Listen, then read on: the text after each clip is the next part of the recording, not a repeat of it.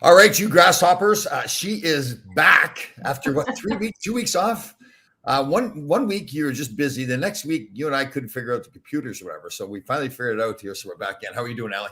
Yeah, it's really pretty embarrassing. I'd like to say I was off doing good work, at the front lines of public health somewhere interesting. But actually just plain old busy doing public health work right here, and also had some trouble with my spam folder, which for some reason randomly went and grabbed Tom's email and decided it was spam. I think you did it on purpose, actually. You just spam me on purpose. You made me spam. So this is, in case people have forgotten, this is Allie Krug, fantastic mother, a wife. Her husband's, again, served our country for over 20 years with the nuclear submarines or nuclear ships. Two fantastic sons. She's got a company called ABC Medical Writing. See, I still remember that. You do. After all this time. First of all, how are your sons doing with the hockey and everything? They're great. One of them said he cannonballed into the boards last night and pulled his hamstring. So I had some, being not a hockey player myself, that description was not immediately helpful as to how you could pull your hamstring, but I'm sure you get it right away. Yeah. I don't know necessarily if he cannonballed into the boards, how you hurt the hamstring, but I don't know. Well, I'm glad it's confusing. I think he like accordioned himself. Okay. And so like the compression. Those are nasty looking when that happens too. Yeah. Oof. Yeah. And this guy is not sleeping as much as he should. And so I think when you're playing hockey and you're pulling, late nights working on interesting stuff, whether it's coding or whatever, that's tricky, right? We need sleep. I know you're a huge fan of sleep. So yeah, I don't get as much as I should either. I do understand the science, and it is actually I had a show on with Kevin Allen the other day, and he was saying there's some study that had gone on for 40 years saying that the ideal amount of sleep was somewhere between 6 and 7 hours was the ideal amount of sleep. But other people say 8 hours, so I don't know. Yeah, 6 to 7 seems to work for me too. I'm pretty rough after 6. I know that you like to, be super tough guy and, go in the gym and say it doesn't matter, but I do always do better. Yeah, I know it is. I do agree. The sleep is the science proves that sleep is very important. Actually, when I was in Virginia Beach before I met you, we went over some Navy SEAL had some training facility over there, and of all the things that whether it's nutrition, working out, whatever it was, sleep was the most important thing they thought in their science that they've done. So, okay, so one of the things I don't know, we haven't talked in a while. So one of the things that got going for me, I started coaching the girls' high school team. Yes. How's that going? Unbelievable. The girls are incredible. The high school girls. We had a tough couple of games on the weekend. They call it a jamboree where we play 20-minute games. We had 2 of those. We played with 2 really good teams and lost. But then last night they were fantastic. Great learners, man. They're like sponges, the girls are. When they want to learn, they're very thankful. Every time you say something like good job out there, they go, thanks, coach. So it's that's nice. Yeah, very cool. A lot of fun. Yeah. Coaching. Do you find that the girls are different than take the same age, adolescent girls and adolescent boys? Do you find that they are different to coach? Yes, 100% different. And I don't really critical of the boys either, because I only got 2 sons. I got 2 sons and everything. Right. I just find at that age, the boys were a little bit more wanting to do it their way. The girls are like much more, okay, coach, this is what they were going to try to do. They're not perfect in what they do, but they try to do what you ask them to do. And they get better. Yeah, big difference. And again, I remember when I was a teenage boy, I didn't want to listen to anybody, right? I thought I knew everything. I thought I was the toughest guy on the planet. And right back now. No, the girls are great. So, and again, how many pull-ups are we at with you? I'm still at 1. I'm not at 0. Okay. I'm still doing parking lot workouts. Actually, one of my dear friends on the team is capturing odd pictures of me and very unflattering positions and angles, doing weird stuff. You got to send me some. You got to send me some of those pictures. She is. She's making like a journal of parking lot workoups. So I set my phone. She was walking, and I set my phone up to take a picture of her on a timer, and she didn't know it. So I'm going to get her back. She's not going to know when I'm taking. We should get an article in like USA Hockey or something. They have this become a fad, like parents working out instead of sitting around eating donuts and smoking cigarettes and drinking coffee. They can be working out instead. And I think if they did that before games, they'd maybe yell at the refs less, maybe yell at the kids less. It'd be great for everybody. Everyone do 50 burpees before you go into your travel hockey game, and it'll be great. That's the one thing I forgot about. Well, I guess I didn't forget about it, but the parents, they've talked this before. Parents are fantastic. They love their kids. But when they get into a hockey rink when their kids are playing this, they turn into different people altogether. They do. And it's not everybody. I mean, it's just a few notable folks, right? It's just always a few. I don't know if I told you this story. There's one coach I met. The guy had coached a long time, really funny guy. He told us when he has his preseason meeting with the parents, he tells them the story. He says, somewhere during the season, this magic bus is going to show up. You're all going to get on the magic bus. You won't know why you're getting on the magic bus or where the magic bus is going, but you're all going to get on the bus. And then it happens too, because the parents at some point, especially if the team's not winning, they'll all get together and decide what's wrong with the team. And they'll all now talk themselves into the same theory. And it happens. And he's funny because he says, once that starts happening, he says, oh, the magic bus is here. You're all getting on. And it's kind of easy to predict it, because eventually almost every team it happens. I like that notion, that he said it'll happen. And I think when we identify our proclivity to do things and we anticipate it, then it doesn't become such an anger inducing thing. Like, we know it's coming. And then I like how he had some humor about it. Yeah, like he could actually just have, like, in the hockey rink, you could have a graphic of the magic bus with Post-it notes. And all you parents with great ideas about how I should coach the team, could you just leave your notes in the magic bus? That would be awesome. That's true. That'd be funny. And as much as Brooke Heron is the woman's name that's the head coach of the team, I'm an assistant coach.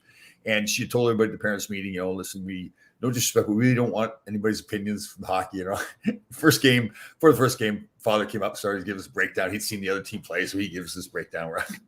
And then you learn, and this is actually her first year being a head coach. So she's learned out just to avoid the parents, especially before the game. So good stuff, though. All right. Well, so the virus. The virus. So it's an interesting dynamic, though, Tom, that you're touching on, right? That is pervasive throughout, I think, everything that you and I care about. So whether it's coaching or it's in health and staying well, it's how you interact with a person who is the expert.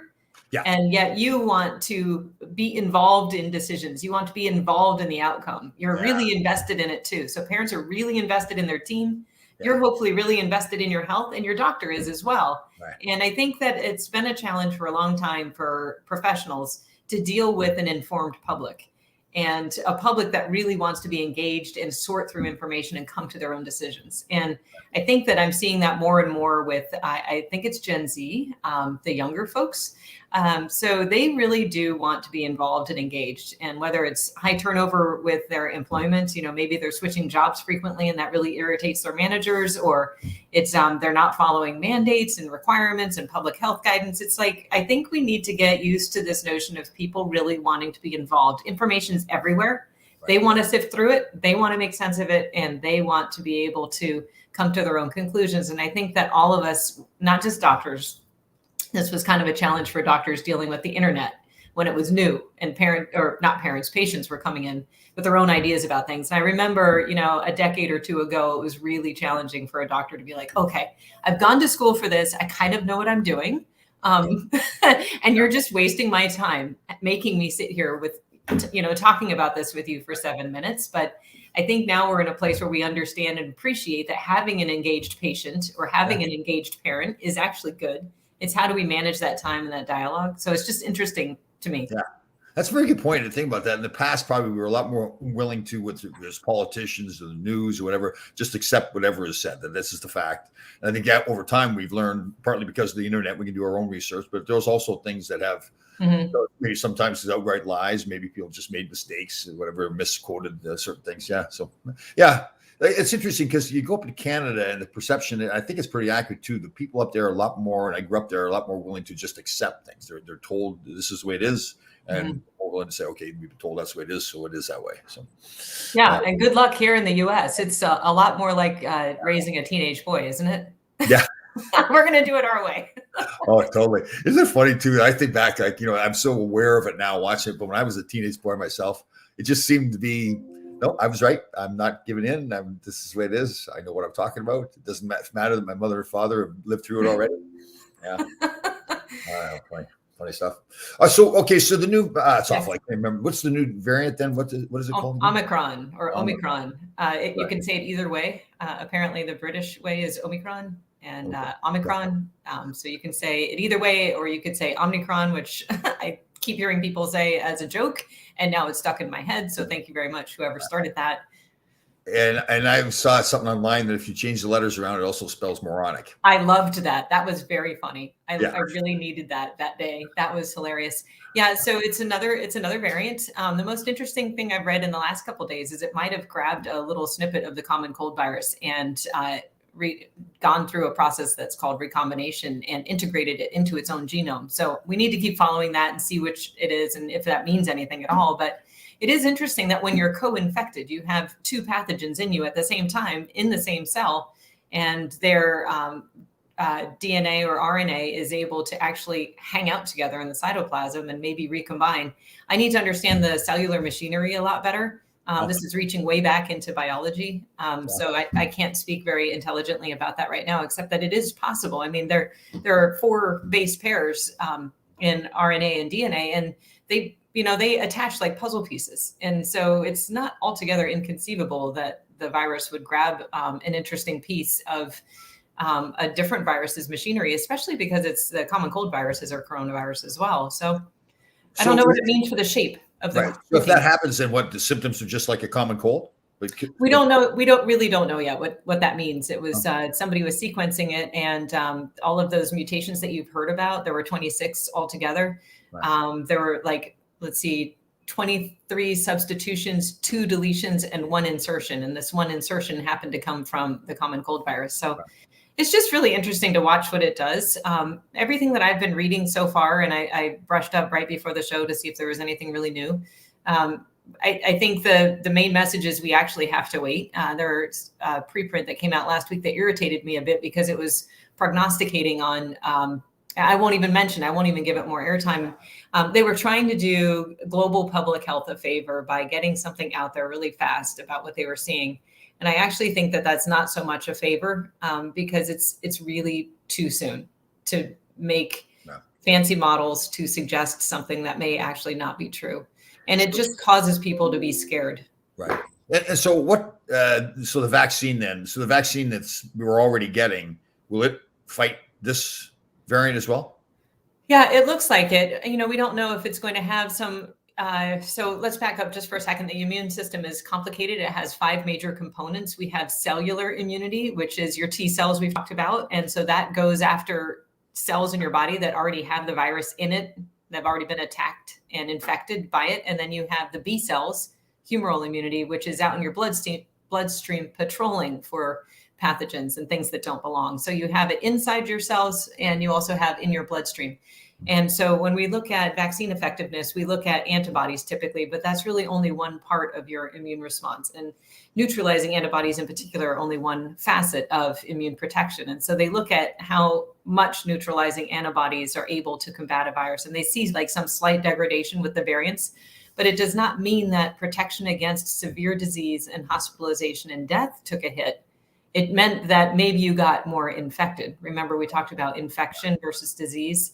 So maybe you weren't able to fight it off quite as quickly. The virus did get a foothold in your nose. Maybe it can replicate a little bit. Maybe you get a runny nose. Maybe you get a sore throat. Maybe you get a headache. But we're still seeing that people who are vaccinated are much less likely to be hospitalized than the unvaccinated. I just checked Virginia data actually for breakthrough cases, and only 1% of all the vaccinated people have had a breakthrough case, and only 0.04% of those people have gone into the hospital.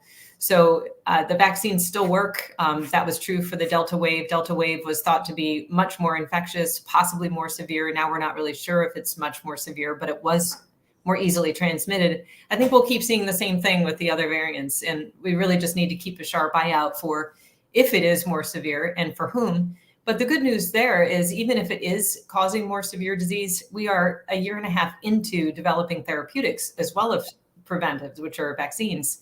So now we have other options. We also know that monoclonal antibodies, if caught early, can be very helpful in keeping you out of the hospital. We just know so much more. And beyond just knowing it and having it, that information is becoming more easily accessible to the average doctor, maybe in a more rural area. Hopefully that information is getting out there more. So when my stepmom was sick, it was early in January, and I was listening to podcasts, but not every doctor had a chance to listen to, latest clinical guidance dropped on a podcast on Saturday morning. I mean, the information just was not as easily accessible as it is now. Right. Because it seems like we're not, this new variant that's come out, we've kind of just accepted it. And I guess that's just the education part. We know more about it, know how to treat it.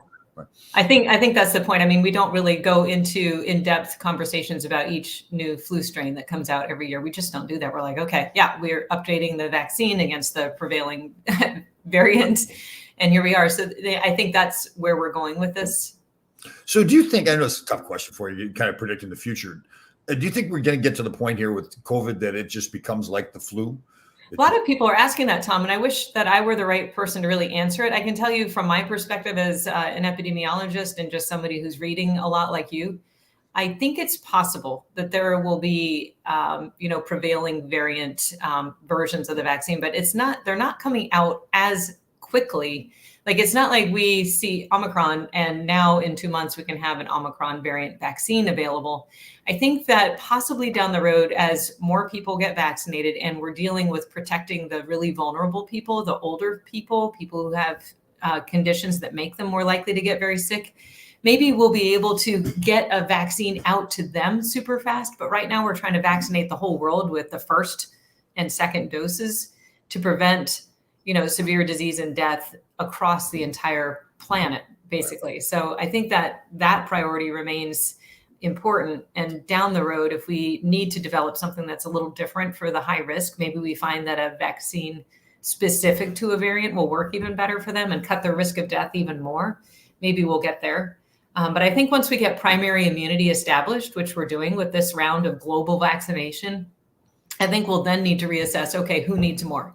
Right. And that question about boosters is a really hot topic. And it's one I care a lot about. And if you are interested, or any of your listeners are interested, the Washington Post had a fabulous editorial on this topic and kind of a different opinion about it, a little bit different opinion than the CDC, written by 2 FDA officials who resigned over the whole topic of boosters.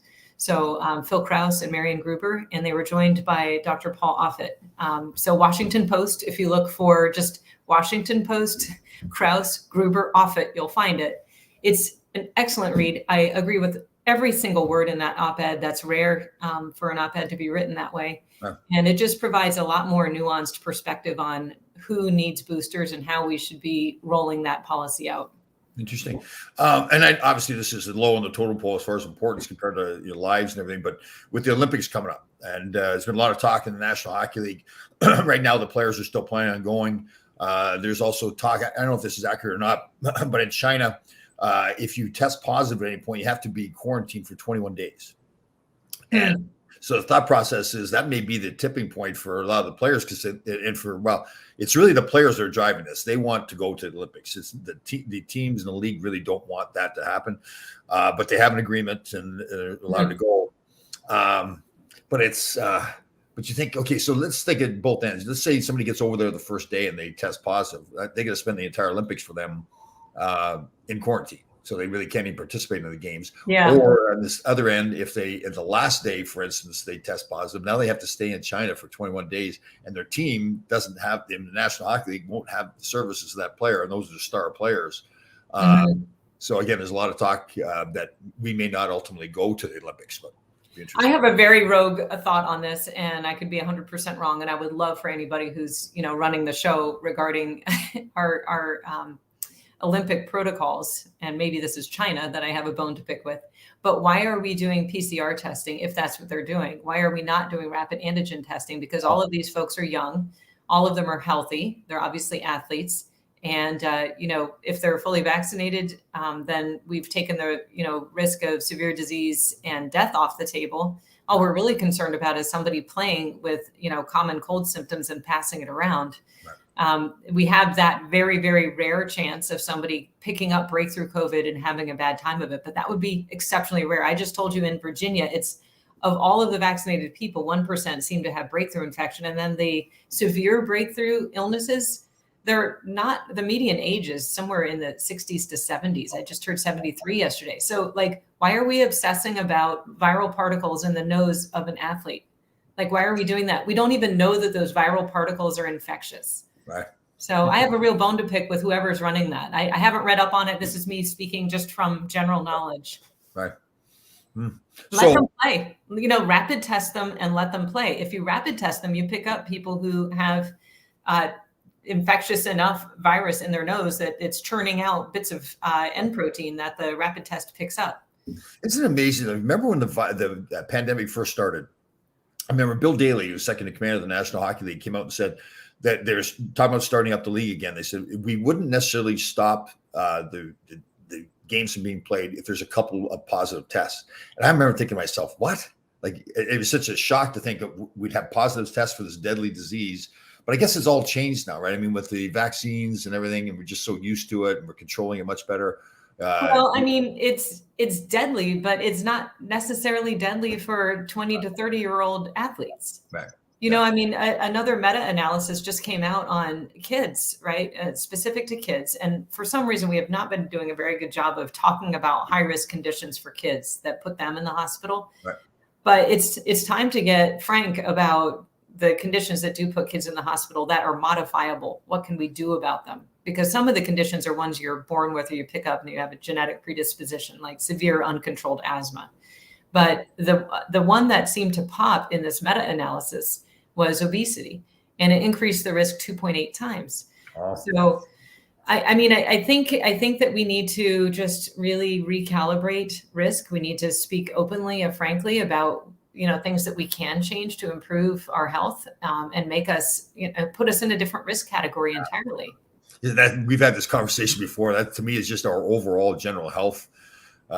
This country for a lot of places, it's just like God. That should be the real focus, right? Let's get people healthy, get them out exercising and eating properly. And, you don't want to insult people, but it's not about their looks or their weight or whatever. It's about their health, right? Well, I mean, the British Journal of Sports Medicine, put out a study. Gosh, I think it was close to a year ago now, saying 150 minutes a week of exercise activity was protective against severe disease, even for people who were obese. So it's not like we can't do anything.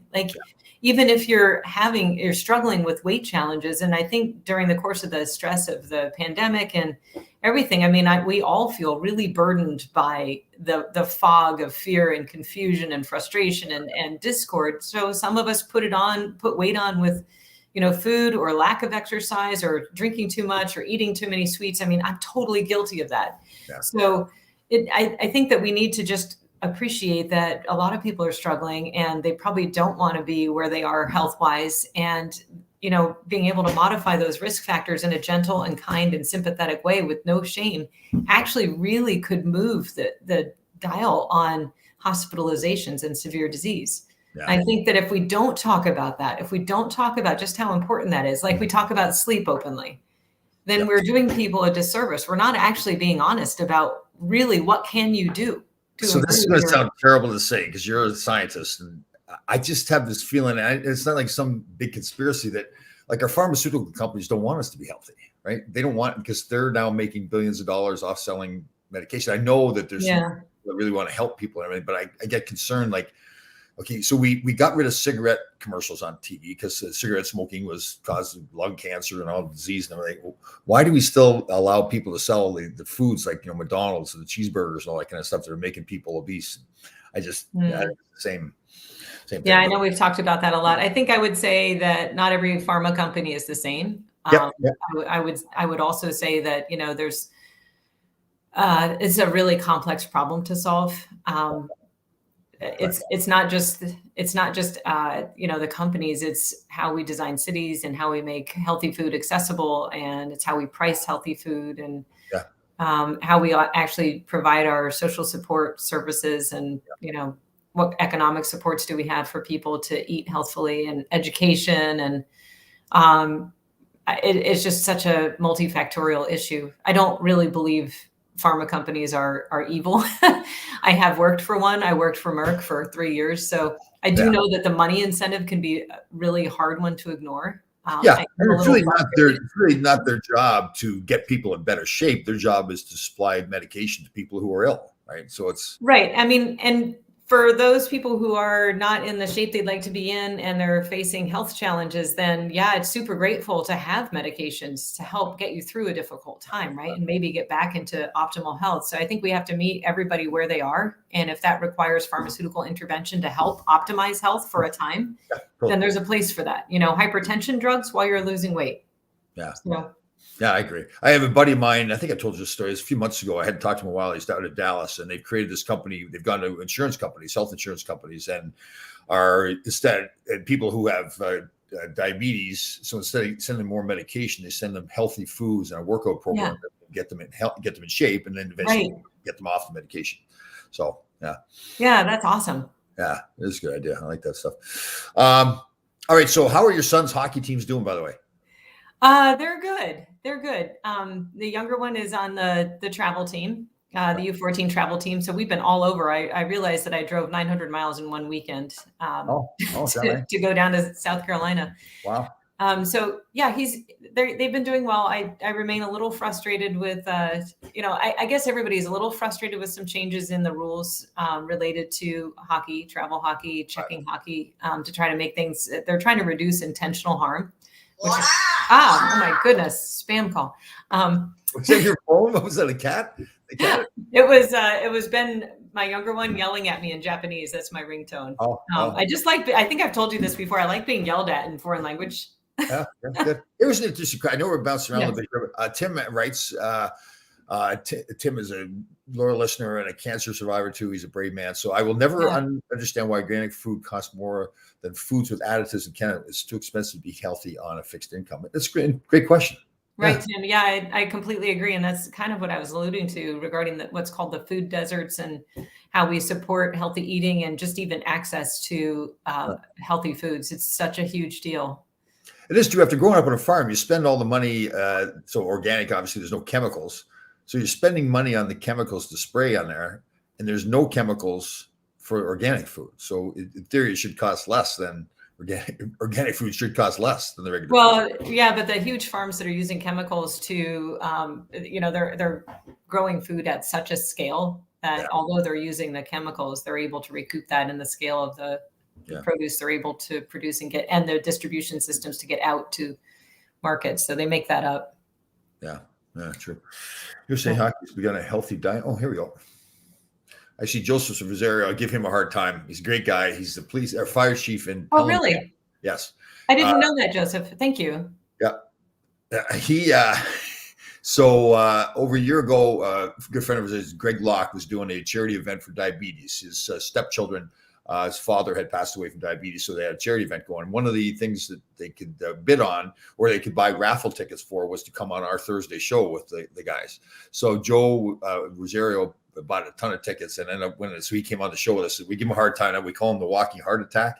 Because he was telling us how he eats cheese and sausage at 2:00 in the morning. So we told him we should just put that cheese and sausage into a blender, put it into a syringe, and just run to the hospital really quick, get up on the gurney, hook himself up to the equipment, then shoot all that fat and everything right into his veins. So he's going to have a heart attack soon. So, okay. So I have to confess, I overdid it on carrot cake 2 weeks ago. Really nice. Overdid it. Carrot cake's good though. Icing too? Icing on it? Good. What? Icing on it? Yes, of course. Buttercream frosting. And I literally felt like it was great for a few moments, but afterwards, I literally felt heart palpitations. I felt everything slowing down. My eyes got I felt like I had buttercream frosting over my contacts. So I have issues with self-restraint as well. I might make that. I make a great carrot cake. I haven't made it a long time. We make our own icing and everything. Oh, really good. Actually, when the boys were smaller, we made carrot cake, and all the other kids on their hockey teams and everything, when it was their birthday, they wanted me to make the carrot cake for them. So that's nice. I have to get that. And you know what? You'll be happy to know that I have not made a ginger smoothie yet, but I've been back into making smoothies, and my husband got me a turmeric tonic tea. Oh, nice. So I keep that going all day. I think it actually has ginger in it too. Yeah, good. Excellent. Very good for you. There's a great question here. Hold on. Yeah.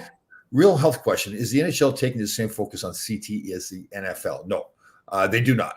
In fact, they have taken the stance, the NHL, that there's no correlation between CTE and hockey.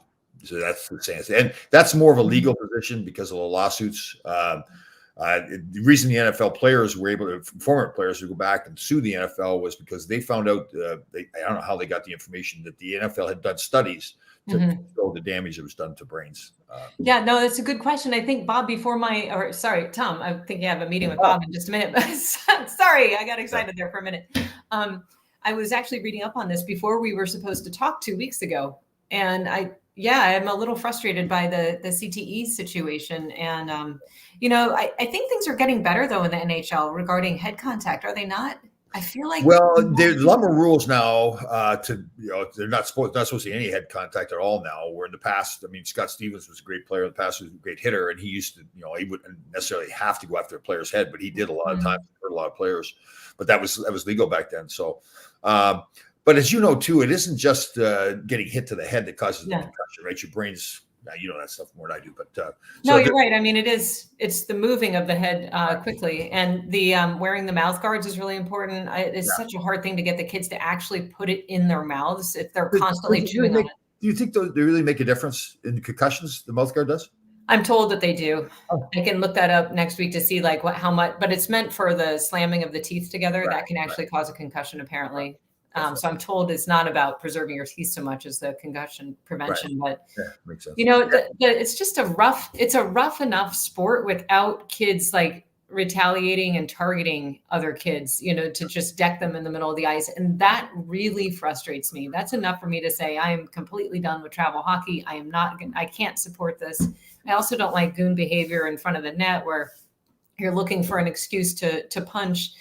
I think I just don't know this is my first year as a travel hockey parent, right? And I've lived in Japan for 4 years. So I admit that I'm new to this and new to this culture, but I don't like what I'm seeing. And I do think it needs to be cleaned up. And I don't know how to go about that because I'm obviously one of few who would even say that. I think it's a lot about coaching, actually. You can have such an influence over these young people, men and women that are playing, coaching, show them how to play the game properly. And that retaliation is actually goes against what's right for the team. Right. I mean, you want players to play under control. If somebody does something to one of your teammates, you don't retaliate right away. You go back, hopefully they get a penalty, then you go score a goal. That's the way to retaliate. But unfortunately, I think some people that are coaching, and again, I totally admire people that coach that volunteer their time, or even if they get paid a little, it's a tremendous gift that they're giving to the kids. But again, if we could, get them to coach properly, like again, that, my belief is just the psychological part of hockey in particular and what that can do for a person with their life after hockey to teach them about life lessons and everything. So, well, how do you get a player to make good choices out on the ice? Because, once they leave your bench, it's up to them, right? Well, yeah, but so that's a constant talk from the start of the year all the way through, and it should happen as they're growing up, as starting off as squirts.